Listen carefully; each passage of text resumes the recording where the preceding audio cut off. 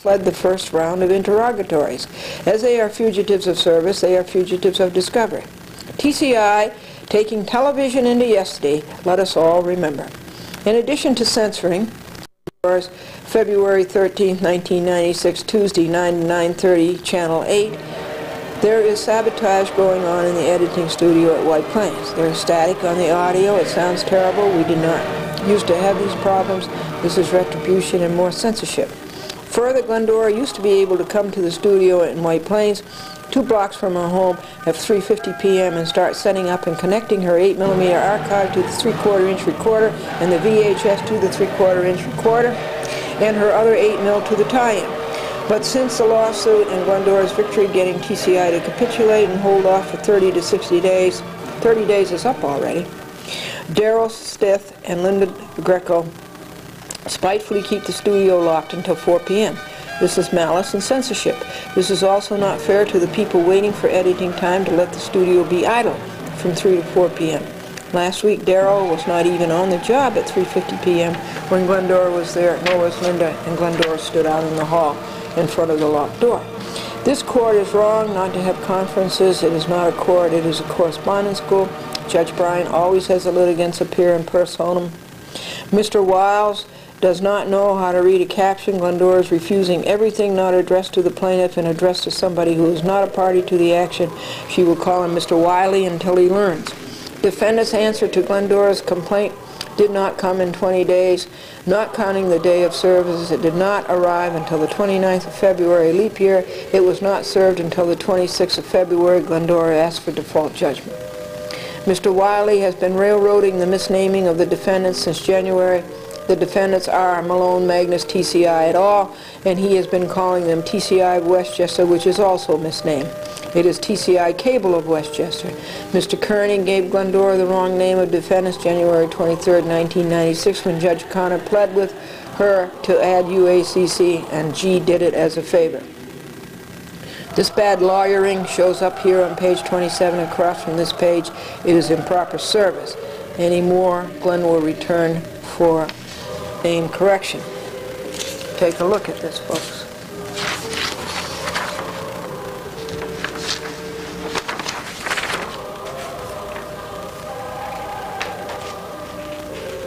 He is the wrong defendant. That's wrong. He is the wrong plaintiff. That's wrong. And what's this other thing down here? Oh, yeah. See, this is his motion to dismiss. He has somebody do the service, and then he notarizes it. That's incestuous. Glendora withdraws her amended complaint. It should have been an amendment, but her pro se manual taught her that Federal Rules of Civil Procedure amended complaint Rule 15 replaces the original complaint, and she does not want to do that. Justice Mr. Koenig has fled from sending a written statement of what he told the court January 23, 1996, Tuesday, 9 to 10:15 a.m., upon which the court based its decision to deny Glendora's TRO. Mr. Wiley has fled from sending proof to Mr. O'Brien's demise.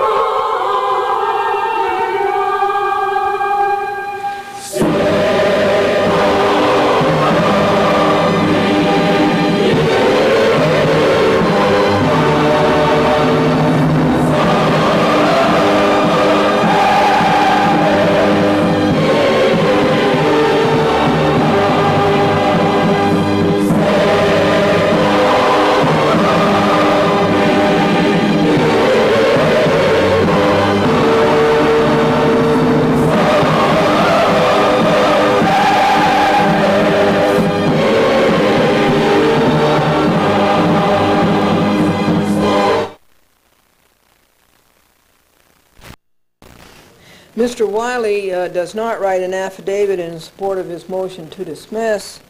He submits Mr. Wicker's affidavit. Glendora wants to examine Mr. Wicker in the witness chair. We're up to page 27, and I showed you that, and page 28 is This is all wrong too, folks. This is not the defendants. He calls the defendants UA Columbia Cablevision of Westchester. That's not the defendants. Excuse me, it's nothing to sneeze at. We're into our 22nd snowstorm, folks. 22nd this year. And this is not the plaintiff, so he can't get the defendant straight and he can't get the plaintiff straight. Poor man. Now, this is taken from one of the yellow receipts on Kim Magnus, and this is the summons with complaint, and this one is Kim Magnus, and it's the order to show cause affidavit and memorandum of law. And Glendora says, eventually these fugitives will be served by the U.S. Marshals just the way Cablevision fugitives were and Continental fugitives were. Note that billionaire Kim Magnus cost the United States government in fugitivism. Let me show you.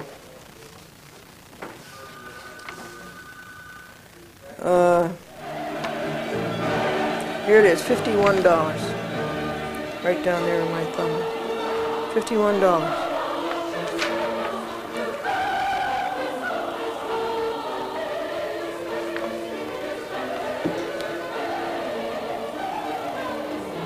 What was I showing you when the phone rang? That Kim Magnus cost the United States government $43 here. Right there, $43. And then on this other one, he cost him $51 just because billionaire Kim Magnus is a fugitive of service. And now I have to stand up the rest of the program because Katie is in my chair. Katie, would it make any difference to you whether you sat in that chair or that chair over there? And we are up to page 30 of Glendora's cross motion to Judge Connor.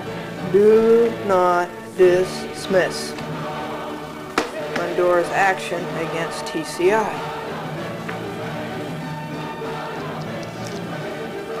Folks, it's 5:34 a.m. on Friday, March the 8th. This is the day that this paper is due. I'm going to read you pages 31 to 40. And this is what happened in the Judge Smith, Judge Parker court when foolish Continental tried to dismiss my case. And this is the same thing that Judge Connor should have ruled.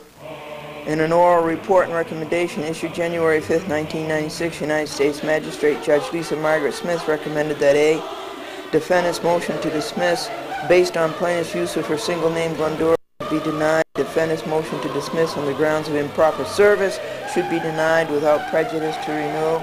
That's exactly what Judge Connor should have done. Defendant's motion to dismiss for failure to serve sealed and signed summonses on the individual defendant should be denied.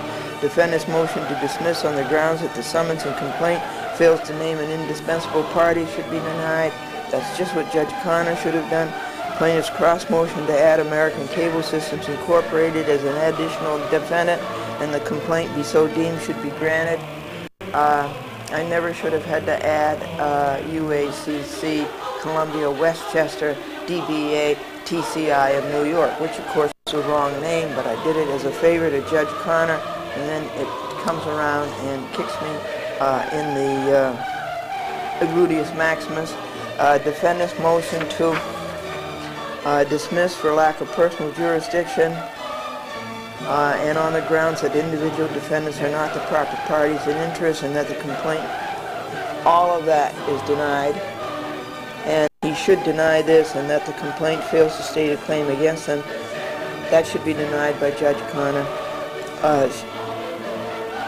just as it was denied here in the Judge Smith, Judge Parker court. and so that's page 31 and 32. And Glendora says, be reminded that Malone, Magnus, TCI et al. Are in contempt of Congress mandate for diversity in Title 47 of the United States Code 521 et sequitur. Be reminded that Malone, Magnus, TCI et al. Are in contempt of Congress intent that a real First Amendment purpose is being served by cable television, informed electorate, public debate, and informing the public. That's your part of it. This law was made for you. Defendants do not want the public informed of their law-breaking, lying, and covering up.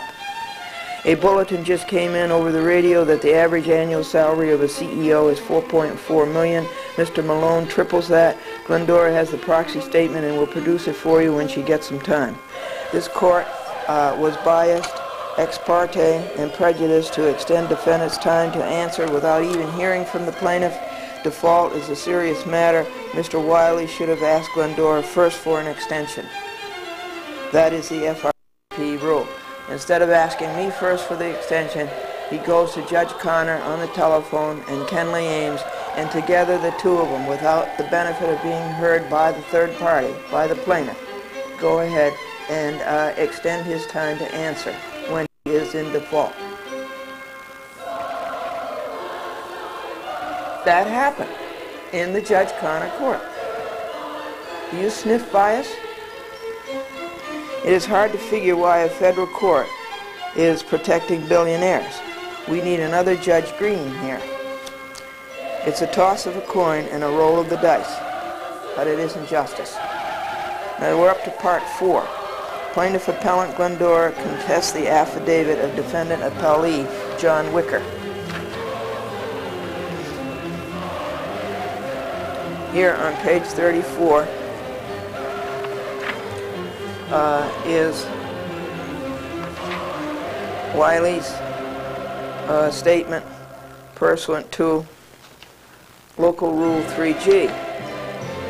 If you're going to make a motion for summary judgment, and that's what he's trying to pull off here, a dispositive motion to get rid of it. If you're going to do that, you have to write a 2-page statement of why you think summary judgment is reasonable. Now, first of all, his caption is wrong. Mr. Wiley is railroading again. He calls the defendant, he says it's only one defendant, and that's UA Columbia Cablevision of Westchester. Well, that defendant isn't even in the caption. And that isn't what Koenig said on January 23rd. He didn't say UA Columbia Cablevision of Westchester Incorporated, DPA, TCI Cable of Westchester. Wiley is lying. First of all, he called them TCI of Westchester. And then we go to the county to find out that TCI Cable of Westchester. He doesn't know what he's doing. He doesn't even know his own defendant's name. There are defendants, not a defendant. Mr. Wiley is railroading again. He cannot read a caption. And I object to this. You know, how can you go on with a lawsuit when the defendants have the wrong names of the defendants? Mr. Wicker's affidavit holds no water. Mr. Wiley wrote it, and Mr. Wicker signed it. Glendora wants courtroom testimony, eyeball to eyeball with Mr. Wicker in the witness chair and with Glendora examining him. Furthermore, the Wicker affidavit is not verified. The defendant is not UA Columbia Cablevision of Westchester Incorporated, DBA TCI Cable of Westchester. There are 17 defendants. It is not the defendant. It is a defendant. Further, this defendant is improperly named. The proper name is UACC Columbia Cablevision of Westchester Incorporated, DBA TCI of Westchester. So there's 2 wrongs in that. This is what Mr. Koenig said in court for January the 23rd, 1996, Tuesday at 10:20 a.m., and what he received service upon. His signature is right under that. Westchester Incorporated, DBA TCI Cable of Westchester, TCI Westchester, television television system is the subject of the dispute raised in plaintiff's amended complaint. This is quoting Wiley. Glendora says, what? I submit this affidavit, he says, in support of TCI Westchester's motion to dismiss. What is that? In the alternative for summary judgment.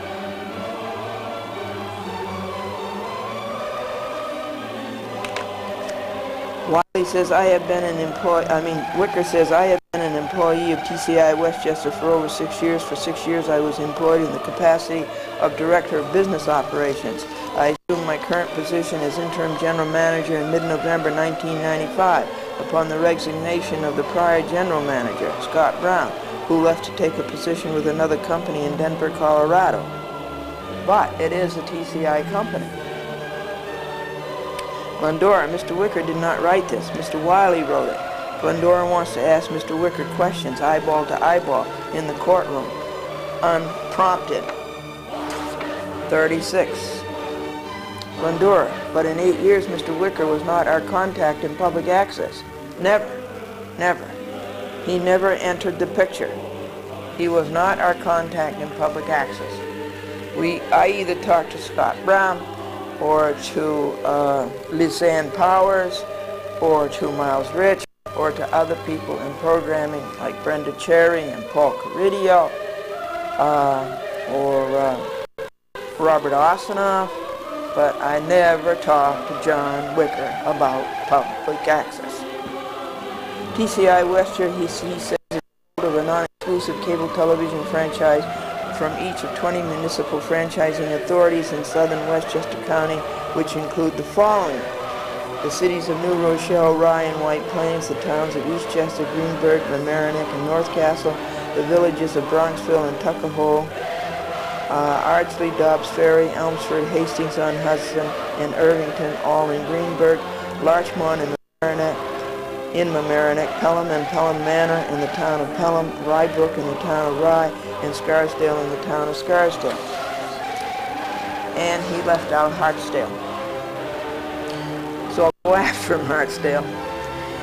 For each of these municipalities, a franchise agreement, Mr. Wicker says, in the name of UA Columbia Cablevision of Westchester Incorporated, has been reviewed, approved, and formally certified by action in the New York State Commission on Cable Television.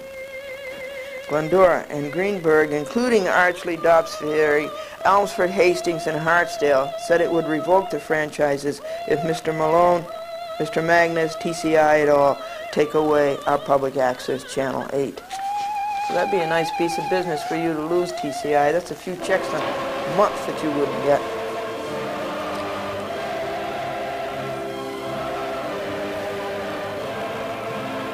Now, this is page 37. And it says, Communications Commission in Washington, D.C. This company currently does business in Westchester County as TCI Cable of Westchester. Glendora, Mr. Wiley doesn't know that. We got the business certificate from the Westchester County Clerk's office and told Mr. Wiley it is TCI Cable of Westchester. He was calling it TCI of Westchester. The operations of TCI Westchester's cable television system are conducted pursuant to the federal and state laws and regulations, and Glendora says no, they are in violation of 829.3 and 826 and 531E and 1983 and others. This is paragraph 52. Mr. Wicker says, moreover, consistent with the process and policies described in the federal and state laws and regulations, operations of the cable TV system are subject to the applicable provisions of the franchising municipalities, whose oversight is manifested in the form of municipal regulations, the negotiated municipal franchise agreements and contracts, and in some cases in specialized local laws. Glendora says, as Judge Parker in the United States District Court, Southern District of New York, said incredulously in court February the 27th, 1996, Wednesday at 5:15 p.m. in Glendora versus Hofstadter Continental, Judge Parker said, quote, you mean the franchise with the village of Ossining carries more weight than the federal law on here as a whole? Paragraph 53. Mr. Wicker says, in no case, however, TCI West hold hold any exclusive franchise rights to any particular service territory. Each municipality remains free to grant additional franchise rights to other similar video service providers. In the town of North Castle, for instance, franchise rights are provided to TCI Westchester and to an unrelated company, Cablevison Systems. Moreover, very similar video services are or may shortly be available to subscribers by means of non-wire or non-cable. I hope so. Get rid of these cable operators, such as nationwide direct satellite to home services, DirecTV, and PrimeStar, local microwave distribution or video dial tone, which may be distributed by local telephone carriers. Glendora says, good. Page 39. Why don't you come over here where the people can see how beautiful you are.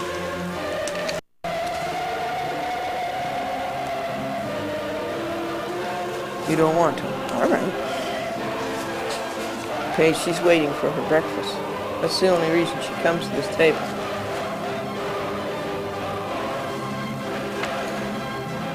The current geographic service area reached by the TCI Westchester system, Mr. Wiley, Ghost Rice for Mr. Wicker, is a result of the arbitrary circumstances of earlier municipal franchising decisions, and no particular guiding policy, structures, or standards are reflected in this mix of municipal boundaries. Glendora says, right. The only thing that determines it is greed. Cable operator gets there as many towns as he can so he can get as many checks a month as he can from you. Point 55. Materials which might be available through some or all of TCI Westchester's system. Glendora, this is not the name of any of Glendora's defendants. TCI Westchester is not a party to the action. Glendora, Mr. Wicker's page 6 is not clear. Clarification is requested. Point 57. Continuing with the ghostwriting of Mr. Wiley that Mr. Wicker signed. Channel capacity for public access program distribution by residents of that particular municipality. No requirement was expressed for reservation or designation of any particular channel number or for a single coordinated channel that could guarantee simultaneous distribution of local access programs to all parts of the franchisee system and to the homes of viewers in neighboring municipalities on the same system.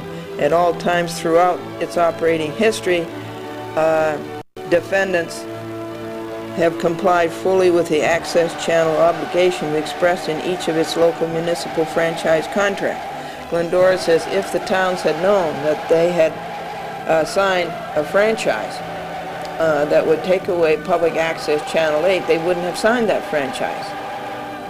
Greedy defendants, TCI, pulled a fast one. And Glendora says they are ours by use, by public domain, just like a path through private property. Rockefeller Plaza, for example. We have used the channel for public access for 10 years. Point 58, and we're on page 40. The PEG access regulations adopted in 1988 by the State Commission on Cable Television at 9 New York Code Rules and Regulations, Section 595.4, require that cable system operators in New York provide channel capacity for distribution of public educational and government access programs. That's what Congress told them to do. These regulations do not mandate that a single channel be used for system-wide simultaneous distribution of public access programs. This channel belongs to us by public domain, Glendora says. We have used it for 10 years. You are trying to rob us. Paul Feiner, Greenberg supervisor, 6 franchises, says the franchises will be revoked if defendants rob us of our public access channel 8. You will lose a whole lot of checks, TCI. Greedy defendants. Further, Paul Feiner said if we had known TCI was going to take away public access channel 8, we would not have signed the franchises. Come on in, Liberty Cable. This is your chance.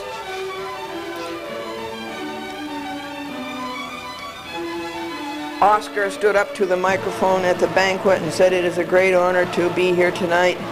Having satisfied the 2 philosophical requirements of your program, Chairman, 1, he believes in free speech, and 2, he believes in free speeches.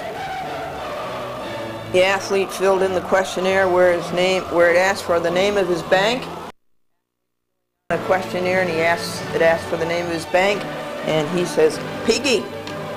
A sports fan was told there are only 2 tickets left for the playoffs, and they were standing room. He says, I'll take 2 of them if they're together.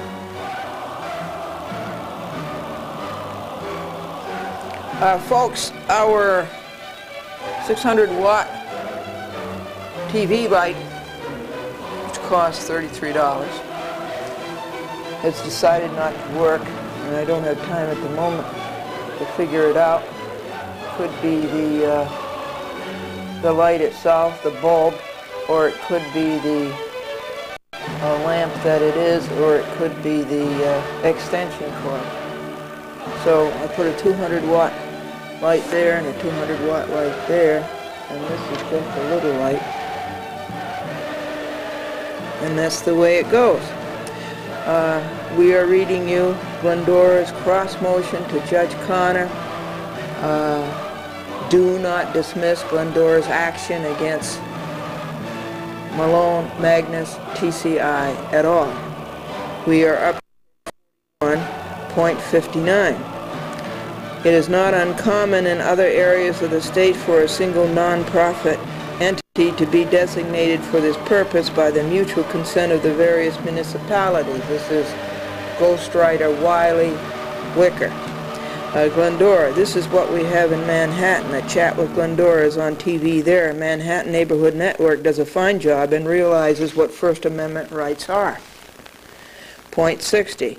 Wicker says on his paragraph 14, the current state regulations indicate that public access use shall be on a first-come, first-served, non-discriminatory basis, and that's 9 New York Code Rules and Regulations 595.4C4. The first-come reference is never required that any particular channel user may permanently appropriate a particular time of day or week in a proprietary fashion. Glendora says, well, that's what they say. First come, first serve also applies to must carry. Public access was first come before must carry. On the first come, first serve rule, public access is first come and therefore is first served over must carry. This is nothing but censorship. Malone, Magnus, TCI, Glendora says et al. Wants to get the true reports of county officials off TV and thereby gain those officials' favor. This fight currently is in the United States District Court, Southern District of New York, Manhattan, before Judge Cedarbaum, who lives in Scarsdale and was on a chat with Glendora in 1988, the same month that federal judge Richard Duranko was on the program 9 days before he was murdered. D. Anyway, here is a case challenging, quote, particular time of day or week, unquote, and a cablecaster's right to change it. Glendora's amicus curiae is the lawyer for the access producer. Page 42, paragraph 61, folks.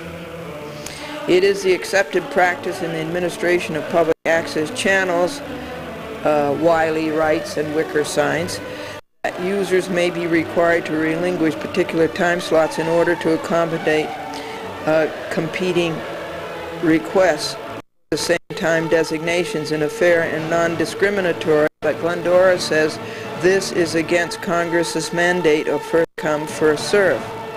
Point 62, Glendora says this whole affidavit written by Wiley and signed like a puppet by Wicker is nothing but an for more Malone, Magnus, TCI et al. Censorship.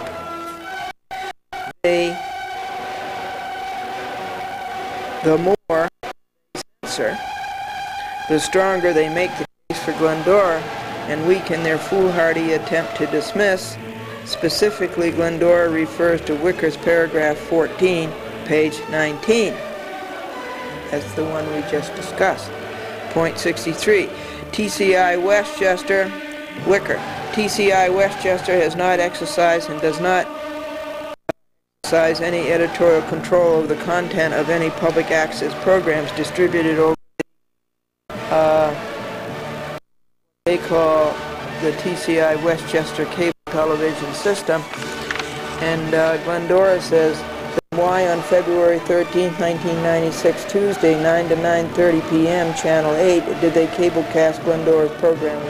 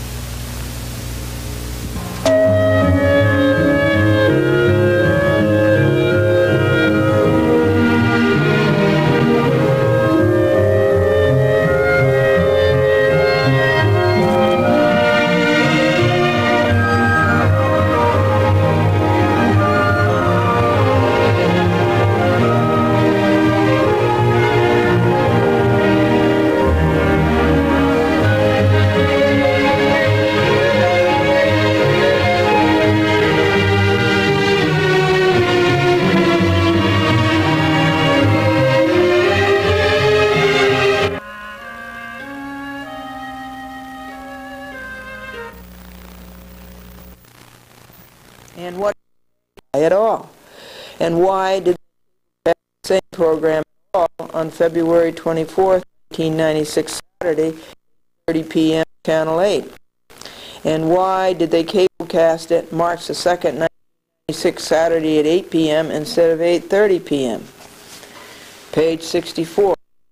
Wicker, Wiley Wicker. Neither TCI, Westchester, nor any employees or agents has ever considered the nature of the content of any public access program material, nor the identity or nature of the program producers or sponsors when making decisions regarding the channels and facilities available for distribution of access programs, including the allocation and use of Channel 8, says Glendora. She repeats paragraphs A, B, and C, supra. Wicker-Wiley. Glendora had 6 programs censored by Mamaroneck Access in 1994. So infer in Wicker's affidavit is not true. Wiley, in all of its operational activities and decisions, TCI Westchester has acted in a completely non-discriminatory manner with respect to users.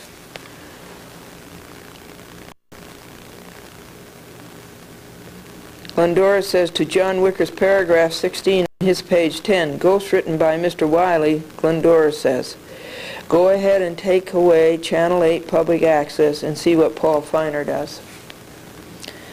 Judge Connor already has admitted the damage to Glendora's freedom of speech, the plaintiff notes, in both of his opinions and orders, January 23, 1996 and February 26, 1996. To Mr. Wicker's paragraph 17 on his page 11, Glendora notes that the municipalities already have said, "No way, Jose," to the arrogance of Malone, Magnus, TCI et al. In usurpation of their PEG channels. And let me show you that letter, folks, that you have seen before. This is a letter from the supervisor of Eastchester.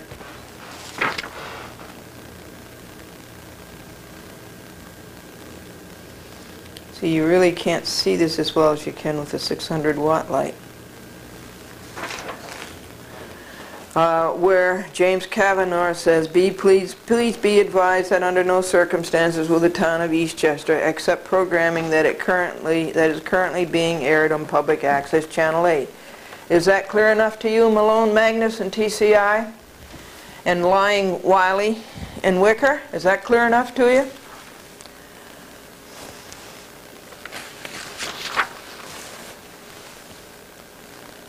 I am not going to call them, I'm not going to be railroaded by Wiley into saying that the defendants are TCI Westchester.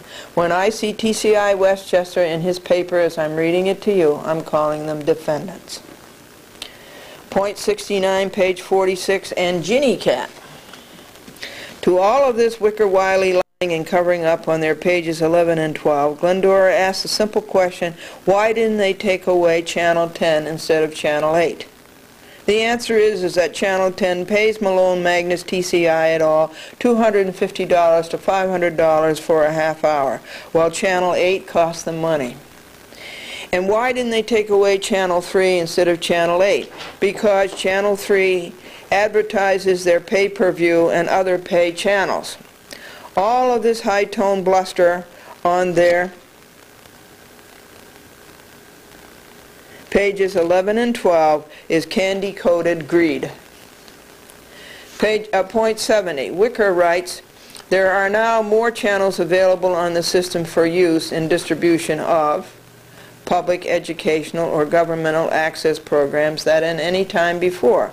And Glendora say the municipalities say no. Way, Jose. Wicker, Wiley are deceiving. Glendora points out that the same answer by municipalities applies to the Wicker-Wiley paragraphs 18 and 19 on their page 12. Point 72, Wicker-Wiley have not learned to stop telling the lie, as witness the following. This is Wicker-Wiley. In consideration of the facts that Channel 8 was never reserved for system-wide public access distribution by any arrangements with the franchising municipalities or other entities, the statement by Nat Taft, folks, denies this. And that reallocation of the use of that channel was possible without violation of any applicable obligations to provide adequate channel capacity in each franchise area for public, educational, and governmental access program distribution, and that ample other channel allocations for these purposes remains available, and that other legitimate and pressing demands were and are evident for the use and allocation of such limited channel space. TCI Westchester has consistently reserved its right to make changes in the use and allocation of Channel 8. Glendora says, A, municipalities say no. B, cable operators don't own these public access channels. See Glendora's Part 2, this paper. This shows again cable operator greed and anti-public good. You, the public, they're against you. All they want from you folks is your check every month. And return to you as little as they can. And put as much as they can in their pocket. This is also in contradiction of what Nat Taft wrote. What I read you in the appellant's brief. Glendora brands the following as another lie. Their paragraph 21. On or about the first week of December 1995, the management of defendants, cable system in Westchester, determined that it was necessary to make several changes in the channel use designations on the subject cable television distribution system. Additional channel space was needed to accommodate the new, and then Glendora says A, it was not necessary. B, Gannett pressured for WRNN so the program with its personnel could be seen. I'll have to look up WRNN and see who owns it and see if Gannett has a piece of this pie. The other night, Channel 19 was not carrying the program guide, but was carrying RNN, and that shows you that it wasn't necessary at all. They're doing it now. Why couldn't they have done it then? WRNN at least would be compelled, and a commitment was made, says Wicker-Wiley, to the management of that station that such carriage would start on February 1st, 1996. Glendora, the commitment was really made to Gannett. Glendora demands proof of extremely strong viewer support of Channel 19. He claims extremely strong viewer support of Channel 19. Produce it immediately. Do you believe it? Must carry is a good thing, Glendora says, but malone at all are making it take the blame and are causing the public to hate it, and Glendora is reporting their lie on TV. Must carry is a good thing. In mentioning basic service requirement, Glendora asks why Malone, Magnus, TCI et al. Don't use Channel 3 or Channel 10. Why? Answer, greed. Wicker-Wiley writes, no particular consideration was given to the plaintiff Glendora when decisions were made relating to Channel 8 or other access channel designations, nor were the decision makers, including deponent, aware of the nature of her program content of the potential impact upon her of any decision relating to Channel 8 or other access channel designations. Glendora says, I don't believe it. He was aware of public access and what went on there. And Glendora say that he never appeared in anything to do with public access in the years he has been with TCI. He is caught in his own lie.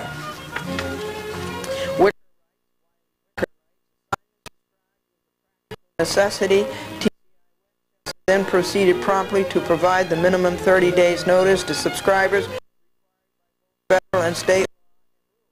Glendora says 6 months is the required notice by Section 826, New York Executive Law, Article 28. Point 80, we're up to page 50.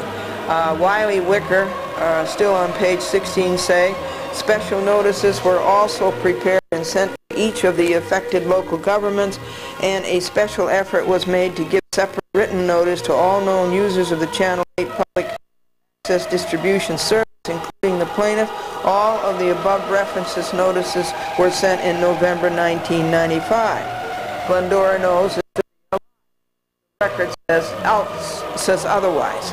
Neither she nor numerous other public access producers ever got letters. Yet, they were lied to that letters were sent. Does Wicker testify as to the decision, Glendora asks? Once the decision was made, sleazy. Yes? Who made the decision? And you call Wicker's paper an affidavit? It is not made under penalty of perjury, and it is not verified. Bear that in mind, Judge Connor. Glendora points out that Wicker's paragraph 26 doesn't mention the effect of the $350 million lawsuit, the order to show cause for temporary restraining order and preliminary injunction, and service by the United States Marshals as having any effect on TCI's capitulating January the 23rd, 1996, Tuesday by 4 p.m., which showed that they couldn't do what they avariciously announced they were going to do. Let's not mention the boast of TCI to the municipalities that when they got up to 78 channels, they could do anything. So they get up to 78 channels and they whimper. Wiley Wicker writes, until May 1st of this year, however, the reallocation of Channel 8 starting no later than May 1st, 1996 is still expected and is as necessary as ever before. Note that, all you public access producers. in this legal paper, the information comes to me, and I don't think it has come to you or to the public. The reallocation of Channel 8 starting no later than May 1st, 1996 is still expected and is as necessary as ever before. We shall see.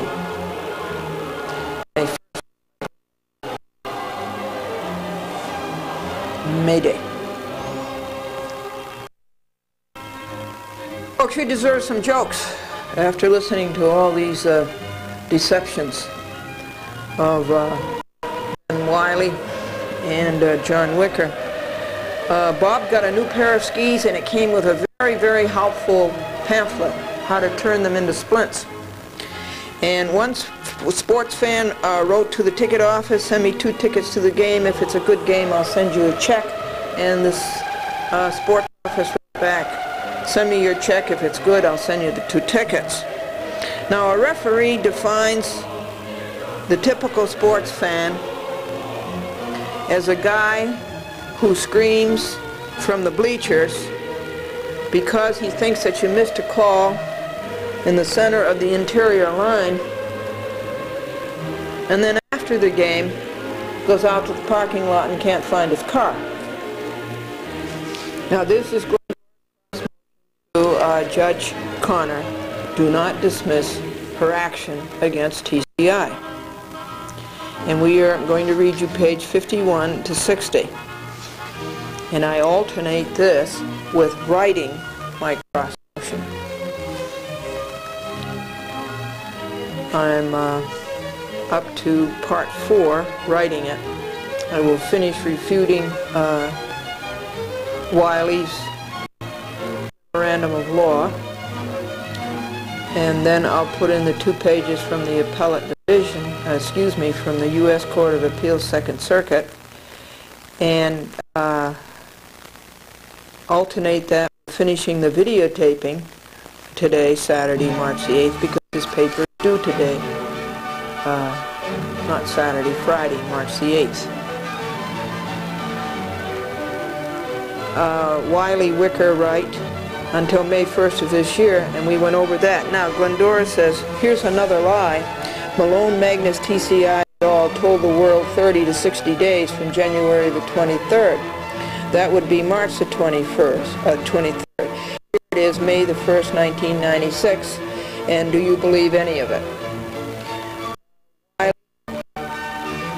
Glendora asked, do Wicker, Wiley confess anywhere that they are under technical audit because people don't believe Malone, Magnus, TCI at all are telling the truth about their channel capacity?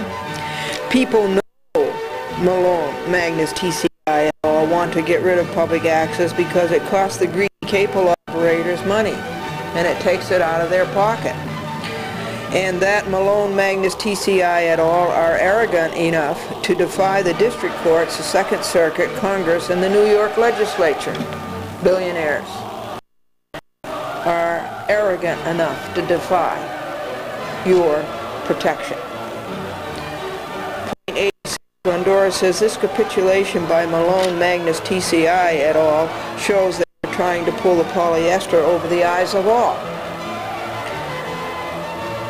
They say, Wicker, Wiley, among the options available and under discussion is the possible dedication of one shared channel, perhaps initially on a part-time basis, for use as a single system-wide public access distribution forum. So they've refuted all that. They've refuted their claim that it isn't necessary to do that. They're backing down more.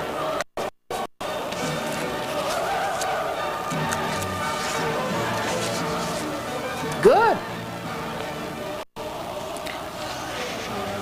And Glendora says, so does infra show that Magnus, Malone, TCI were trying to pull the polyester over all of our eyes. Other considerations they write for these municipalities include whether to choose to administer their PEG access channels directly at the municipality, or to designate some appropriate third-party entity for that function, yes, do that. Get rid of these cable operators. Or to allow such an administration function to default by state regulations to the cable television system operator, which is TCI Westchester. So you see, they're taking it back. They know they are wrong. They can't take away Channel 8 public access like that. They've got to find something else. Wicker Wiley Wright, TCI Westchester will shortly prepare and distribute the required notices to the franchising authorities and the subscribers regarding the new version of the channel use channels changes now anticipated. Various provisions of both state and federal law requires, this is twice they've been grammatically wrong, that such notice be given, if possible, 30 days in advance. No, my dears, it's not 30 days in advance, it's 6 months in advance. Glendora, nay, 6 months. Section 826. Not if Glendora gets her preliminary injunction, they won't be doing this. And only if Magnus TCI et al. Do not violate Glendora's free speech and free press. Page 53. None of this Wicker-Wiley paper mentions the wild claims Koenig was making January the 23rd, 1996 Tuesday, upon which Judge Connor made the decision to deny the TRO. It was clear to all the court needed a whole lot more time to figure out the intricate technology Koenig was claiming, and was told by those who know was not possible. And notice Koenig never put it in writing despite 6 demands to do so. What does this tell you? I add to this notice that the court, Judge Connor, has never made Koenig put it in writing, and yet Judge Connor based his decision on it. Point 90. Wiley Wicker writes, following the reassignment of the use of Channel 8, the plaintiff Following the reassignment of the use of Channel 8, the plaintiff will still be afforded amply use of other alternative public access channels on the TCI Westchester cable television system for the distribution of plaintiff programs. In those franchise areas where the several available PEG access channels, that's public access, educational access, and government access, are now administered by a designated local access channel administrator, such as in White Plains, where plaintiff is a resident, and where the access channels are administered by the White Plains Cable TV Access Commission, under the formal authority of the City of White Plains. That's a very long dependent process. Plaintiff and other public access channel users may deliver their recorded access programs directly to the local administrators for display on the White Plains access channels.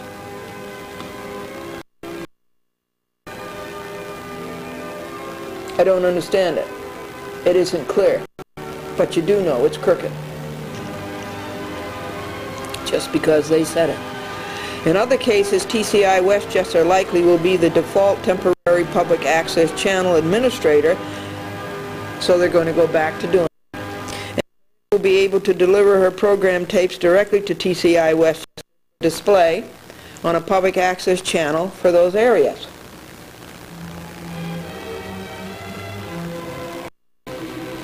Other than bad grammar, bad construction, bad logic, and bad articulation, what are they saying?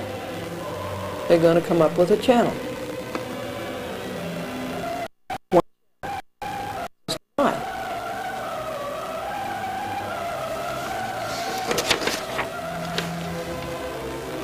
Glendora says, we shall see. Wiley Wicker writes, it is entirely possible that by mutual arrangements of the affected franchising municipalities, it will be possible to continue use of some single channel for system-wide distribution of public access programs.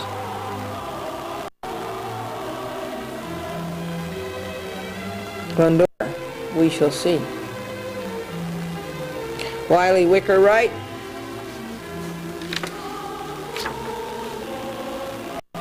However, TCI Westchester is under no obligation to guarantee.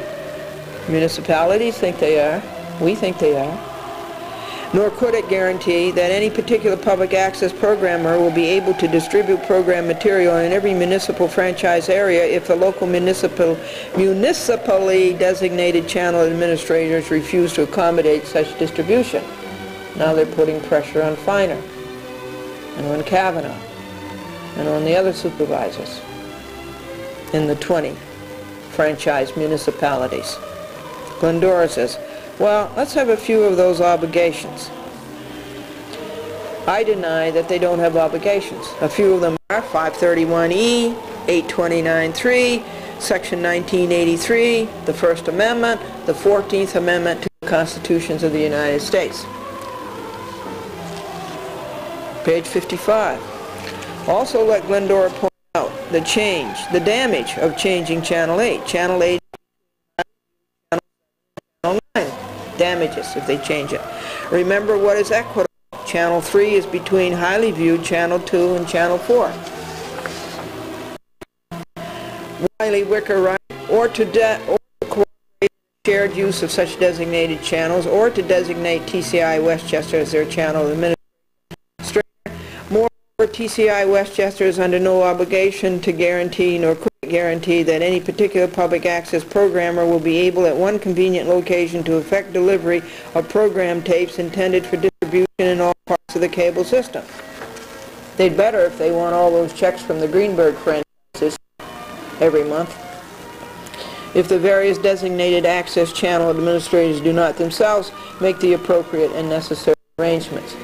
So here they are talking to the municipalities through Glendora's lawsuit. This is an affidavit by Wicker, written by Wiley, and to Glendora on Glendora's lawsuit, a memorandum of law, and they're speaking to the municipalities and saying, you better do this, and if you don't do it, it's your fault. They're speaking to these municipalities. Glendora says, and they are not. So Malone, Magnus, TCI et al. Had best leave Channel 8 the way it has been for 8 years. Read Glendora's Part 2 of the paper. Point 95, Wiley, Wicker, Wright. The plaintiff and other public access programmers already make such arrangements when they chose to pursue public access opportunities in several cable television systems simultaneously. The plaintiff, for example, currently provides programming to the cable television system serving Yonkers, Harrison, and Tarrytown, and systems in Manhattan and on Long Island, as well to TCI.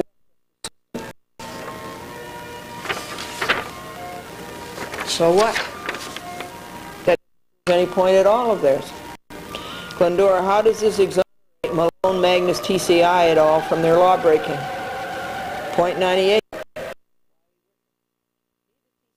Westchester nor any of its employees or agents has ever municipal franchising authority or municipal or any access channel administrator to in any way limit or curtail the public access distribution accommodations available to plaintiff or to any other public access programmer, nor has TCI Westchester or any of its employees or agents participated in any discussions relating to the curtailment of such public access distribution rights or accommodations. TCI Westchester has consistently acted to encourage the broad availability for distribution of non-commercial public access. Wicker's signature. You understand that he didn't write this. It was ghostwritten by Wiles, and he signed it. It's too bad we don't have the light that we need. I don't have time to work out that program right now. I mean that problem right now. Glendora says all of the above. A, this was written by Mr. Wicker or Mr. Wiley? Question mark. B, was any of this paper written by Mr. Wicker? Question mark. C, Glendora wants John Wicker on the witness stand to answer a few questions without puppeteer Wiley strings. We're on page 57. Glendora says taking away public access channel 8 is not limiting or curtailing. Trying to dump it on the municipalities is not limiting or curtailing? Question mark. Making public access so it cannot be done is not limiting or curtailing. Yes, it is limiting, curtailing, and prohibiting. There happen to be a few laws against that, Mr. Malone, Mr. Magnus, and TCI. 100. A big 100. Franklin saw bus stop billboards for RNN on Channel 19. So Malone, Magnus, TCI et al. Did it without robbing us of Channel 8, public access, as we said all along they could. So we stood up for our rights, and we won. 101. A. Glendora says Mr. Wicker does not declare under penalty of perjury. He cannot be believed. B. Mr. Wicker does not verify this affidavit. C. Glendora wants to present oral testimony as Federal Rules of Civil Procedure Rule 43 says. Glendora still wants Koenig to put in writing what he said January 23rd, 1996, Tuesday, to Judge Connor, upon which Judge Connor made his decision to deny a temporary restraining order. E. This is not an affidavit. This is a cop-out. Point 102. Glendora says Wicker was in court January 23rd, 1996, Tuesday, 9 a.m. to 10:40 a.m., and he never said any of this. He never said a word. It was a monologue of Koenig, and then it was the fumbling and searching and bungling of Ben Wiles. Now this ends Glendora's refutation of the Wiley-Wicker affidavit. And I'd like to have you take a look at their affidavit of service. There's a few things wrong here. The person they served it upon, allegedly, right down here, folks, is not a party to the action. And then down here, this was not received until February the 29th, 1996, leap year, and defendants are in default twice on 2 counts. They were in default already on January the 19th. Their answer should have been in. They did not answer. They did all this other stuff, and Judge Connor let them get away with it. And that's bad enough that they didn't answer, and Judge Connor, without consulting me or without hearing from me, ex parte, extended time to answer to February 23rd. So that's one default, and then the second default is that Wiley didn't make February 23rd. This didn't get here until leap year, February 29th. Okay, now here's page 59.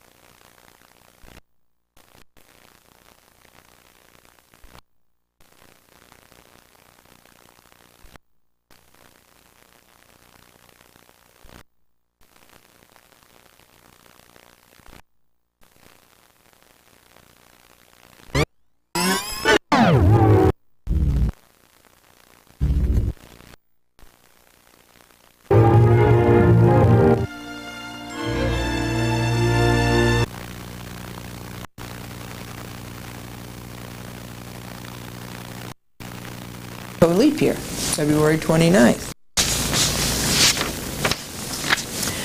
Okay, now here's page 59. And this begins Glendora's refutation of Wiley's memorandum of law. And there's a few of them starting out even on the first page. Gee, we gotta have this light fixed. Can't focus it. First of all, we can't get light on it. Okay, I'll read you. Wiley has the wrong defendants. The defendant is not UACC. The defendant is not UA Columbia Cablevision of Westchester Incorporated, DBA TCI Cable of Westchester. The defendant is what Mr. Josh Koenig said it was in court, UACC Columbia Cablevision Incorporated, DBA TCI of Westchester. And not only did Koenig, when Glendora asked specifically, okay, what name do you want on this? And this is the name he called out, the one I just read to you. And then 2 hours later, we went to Mamaroneck and served it, and Mr. Koenig signed the serving. By the way, whatever happened to Mr. Koenig? You never heard from him since.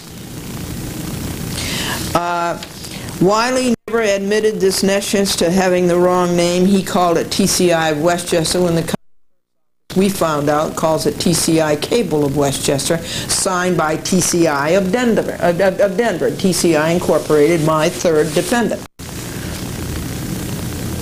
But Wiley never admitted that. And from the beginning, he tried to railroad it into saying the only defendant is TCI of Westchester, which doesn't exist.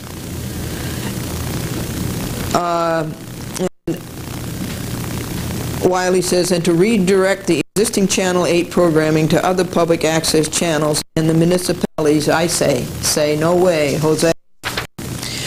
Defendants are Malone, TCI. They are not TCI Westchester.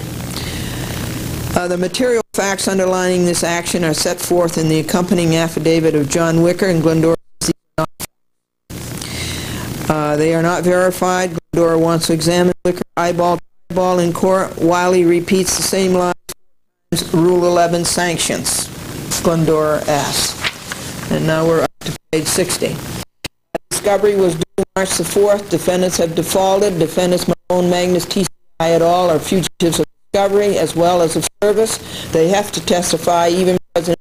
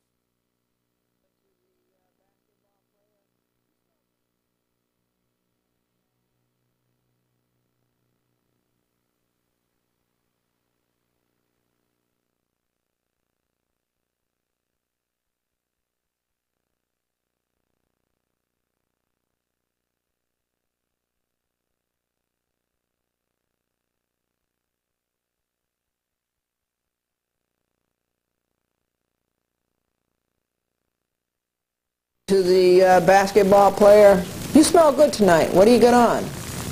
He said, "Clean socks." And Bill said that one of his team's basketball forwards is so slow that if he got caught in the rain, he'd rust.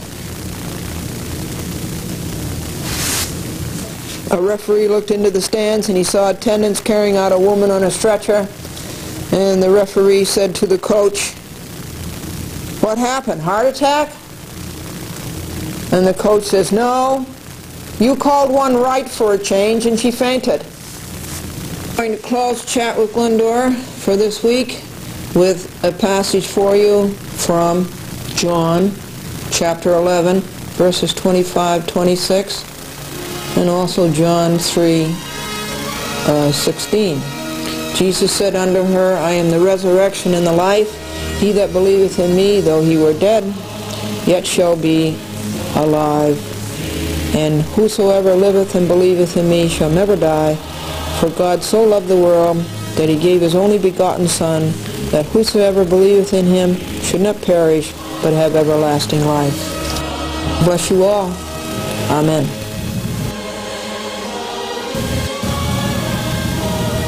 Well, folks, we have the worst light problem that we've ever had. Last week, one of those new bulbs that cost $33, it stopped working. And then I took the other bulb that came with it, the brand new one, and I put it in the lantern and it was working at 9 o'clock this morning, but now at 11 o'clock it isn't working. So I go down to the basement, the storeroom, and I bring up new lanterns, and they aren't working either. Here, let me show you this.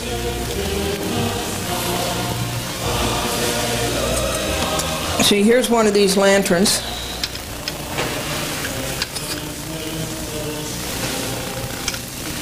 And that's the third one.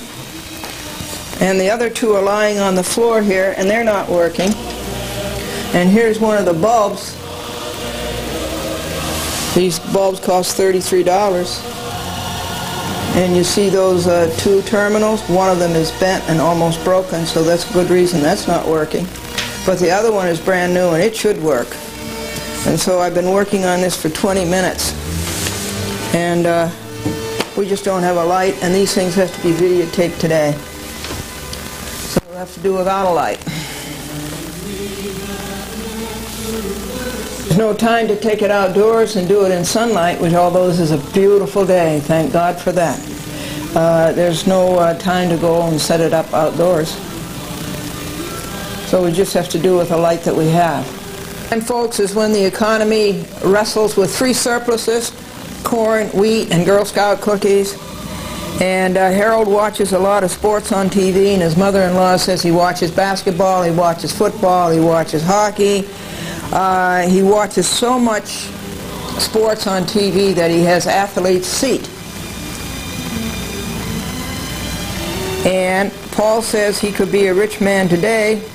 In the early 70s, he had a chance to invest in Federal Express, but he decided it was a fly-by-night company. Now, as to what's happening on Glendora versus Walsh, this is really the beginning of the Nassau County edition, but very quickly, for the record, there has been no time to ball out Governor Pataki and get him to fire all the people at the DHCR, Commissioner Holland, and all of the other ones, and Morgan and Levine, because they don't get a cause of action right, they can't get a complaint right, they can't read a complaint. They've been sent tons of papers, they don't understand the complaint, the inspector comes up and inspects the wrong things and doesn't inspect the right things, so the wrong report goes back to them, and add to that their stupidity about writing a report. So that's the DHCR. As far as around here, the stone was fixed. I don't have time to take the video camera out to show it to you, but it's beautiful. The big mushroom stone that's on the cornerstone of the property has been repaired. The cellar window is not fixed. And a Sunday morning, it was a blast of cold air as we stood by the set tubs and by the washers scrubbing the collars and cuffs of the shirts, he-shirts and she-shirts. because a cellar window was broken. That's another thing that was complained to by the DHCR, and they let the landlord get away with it. The DHCR is pro-wealthy landlord and anti-poor tenant. So I think you ought to do something about it and join the New York Tenants Association. And that's it.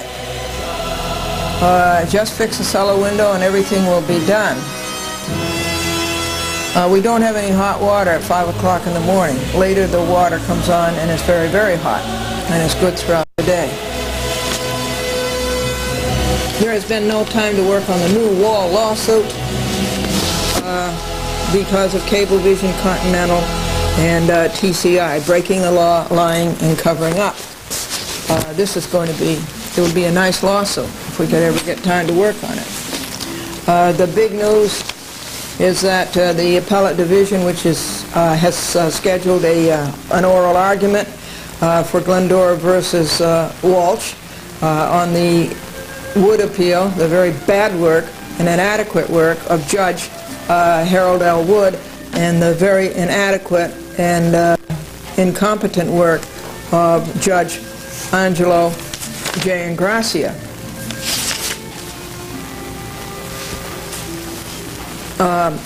Let's see, let me give you the stats for last week. It ended up with 2.5 hours and $0.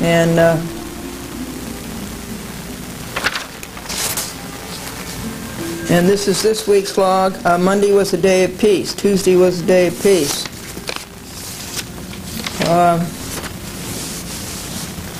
Check off the stone in the corner. Videotape and edit Wall, Chalpucci, and Larkin. That's an hour. And Friday was a day of peace. That's March the 8th. And Saturday, the oral argument, as I said, is scheduled on March the 27th in the appellate division, and Bendish will not be able to argue. He did not submit a respondent's brief. That's, of course, because Walsh and Alpucci are not paying him any money. So he did not submit a respondent's brief. He will not be able to argue. The crooked law firm Wilson Babe will be able to argue because they did submit a respondent's brief, full of lies as it was. Daniel Walsh broke the laws that he got sued for. He blasted his car horn twice outside of the dining room window. That's harassment, emotional disturbance, and White Plains noise ordinance. So that's 6 tortious acts. I told you about being in the laundry area. It was 16 degrees. That's Ginny jumping in a paper bag. 1.5 years ago, we complained to the landlord to fix that broken window. It's against the warranty of habitability.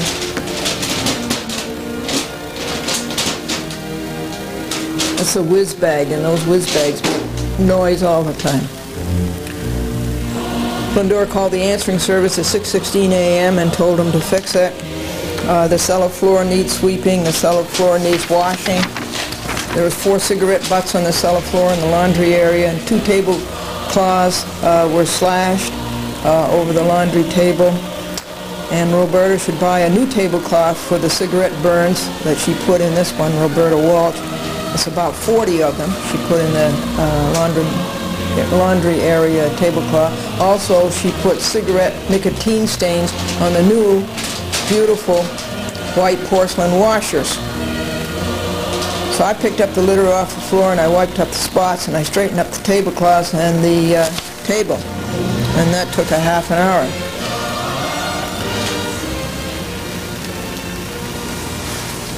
Without this light, everybody looks like Whistler's mother. This is the amount of work that has to be done on Cablevison, and none of it has got done ever since February the 28th, since Judge Bryant ill-advisedly stayed the trial, the Cablevison trial. And it's because of TCI and Continental, and that work has to be done. We have to make a motion to Judge Bryant to change his mind, to give us relief from his order, to stay the trial. It was not a proper thing to do. And what else do we want to do? We may appeal that on March the 28th.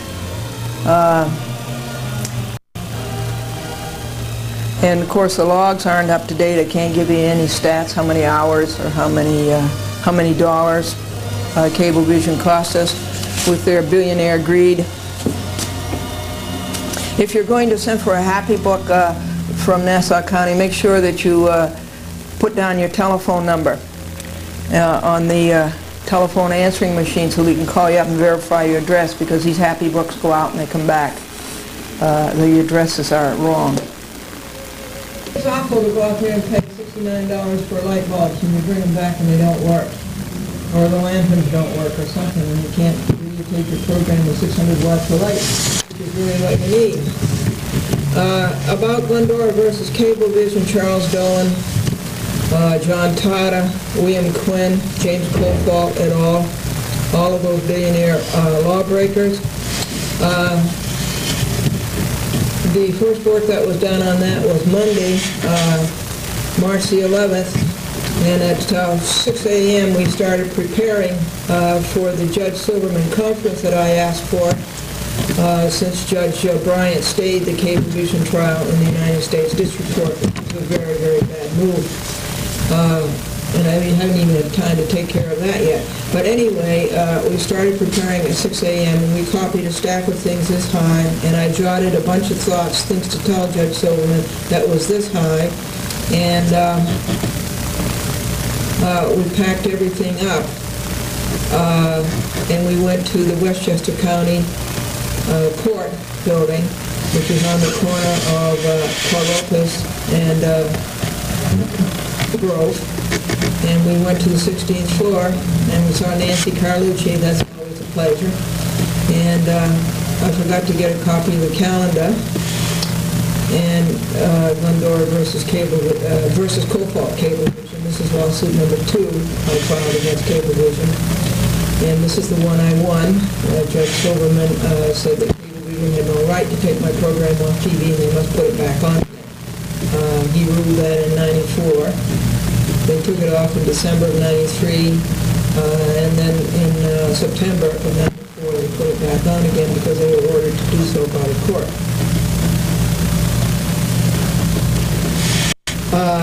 And so we were called at about 9:32 a.m. Callagy was doing what he shouldn't have done. He was doing going out back to where the judge was and the clerks and making points with them as ex parte. In other words, he was up to the usual cheating of bringing the judge around to his side. And then Aaron Wald was there. He was the defense attorney for Carol Wamas on the murder trial. And I asked him how Carol was, what she was doing, and he said he didn't know because she has a different attorney for her appeal. She's appealing the verdict. That was Judge Carey was the judge on that. And Callagy was there, and I told him that he owed me $95 for the minutes, and that Judge Bryan had ordered him 5 times to pay that. I told him that he owed me the insurance agreement on Cablevision, and that Judge Bryan had ordered him 4 times to do that. He's in contempt of court on both charges. And it's amazing how crooked that man is, how evil he is, how much of a liar he is, how greedy he is, how irresponsible he is, how immature he is. This is Robert N. Callagy, Salary, Stevens, Burke, and Burke. And then Michael Kozer was there, and I went right up to him and I said, "You owe me $30. And he went, "Oh." And he's another lawyer saying, you know, why we all don't like lawyers. They are the, you can't say epitome, that's too lofty a word, but they are the schematic from which all the bad lawyers are drawn. And that's all. And then Silverman came in at 9:38 a.m. and he didn't have a copy of the appellate division's order to review his decision and to rectify, to modify it. He didn't have that. And he asked Callagy if he had one, and Callagy says no, he didn't. He asked Glendora, and Glendora says yes, but it's deep in these papers. Thank heaven Nancy Callagy came to the rescue and handed Judge Silverman a copy. Now that's queer that Judge Silverman should be reading this, apparently for the first time, sitting at the bench. And then began Callagy a whole lot of lies. And it was one after another. He had the sequence of the cases all mixed up, as he always has. Glendora versus Cablevision in the United States District Court was first. Glendora versus Copalt Cablevision in the New York State Supreme Court was second. And Glendora versus Charles Dolan was third. And that was in the United States District Court. You had them all mixed up with the Second Circuit, the Appellate Division, Second Department. You had them all mixed up. And every time that I tried to correct the record, Judge Silverman would not speak. And finally, when I asked to speak and he let me speak, Judge Silverman interrupted me all the time. Now, we have minutes on that, so you can see that. And I will read you the minutes. The minutes are ready. Give Carmela a lot of credit. She got them ready fast. They can't be very long because we weren't before in more than 12 minutes. And Franklin went over at 4:30 to get the minutes yesterday afternoon, and everybody's gone home. Well, that's fine. They're getting paid to work there until 5 o'clock. So we don't have the minutes today to read you. It's too bad. But it was obvious that Silverman, he has this hatred of Glendora because he wronged Glendora, and Glendora thought about it. And he hates prosaes and a few other things. So I said, Judge Silverman, do you think that the Appellate Division was wrong and that you were right, that your decision was right and that the Appellate Division was wrong? And he says, oh, the Appellate Division is always right. Well, we all know that not to be true. They're always wrong. And so it looks like he's going to do what probably the worst thing that can be done, and we'll keep you informed of that. Not only do I have a light, I leave the microphone in the drawer. That's terrible. So it became quite obvious to me that Judge Silverman couldn't be trusted on this matter to do what was just. And so Tuesday rather, all day, Franklin and I spent getting ready a notice of motion and an affidavit to the New York State Court of Appeals, and to ask for leave to appeal the rotten decision of the Appellate Division, Second Department. And so this is here, and I hardly see anything. Please take notice that upon the annexed affidavit of plaintiff appellant Glendora, sworn to March 12, 1996, and upon her complaint and all other pleadings submitted heretofore, plaintiff appellant Glendora will move this court at Court of Appeals Hall, 20 Eagle Street, Albany, New York, 12207, on the 27th day of March, 1996, for an order granting plaintiff appellant leave to appeal the decision and order of February the 13th, 1996, of the Appellate Division, Second Department, Supreme Court of the State of New York. Dated White Plains, New York, March the 12th, 1996, yours in truth, Glendora, to Robert M. Callagy, Satterley, 230 Park Avenue, New York, New York. Glendora, being duly sworn, deposes and says that her reasons follow for moving this court for an order to give her leave to appeal the decision and order of the Appellate Division, Second Department, Supreme Court of the State of New York, of February 13, 1996. On July 19, 1995, Judge Charles L. Bryant, United States District Court, Southern District of New York, made res judicata and collateral estoppel many of the arguments by defendants Copalt, Dolan, Tata, Bell, Quinn, Randolph, Lusgart, and Osnara, Cablevision Systems Corporation et al. The memorandum order of Judge Bryant is enclosed. Also enclosed are the transcripts of the March 3, 1994 and March 24, 1994 oral arguments, along with Bryant's refusal to grant Cablevision defendants' plea for an interlocutory appeal in the United States Court of Appeals, Second Circuit. Now take note that Judge Bryant denied Cablevison Callagy's motion to dismiss Glendora's complaint, just as Judge Silverman in New York Supreme Court denied co-fault Cablevison Callagy's motion to dismiss Glendora's complaint.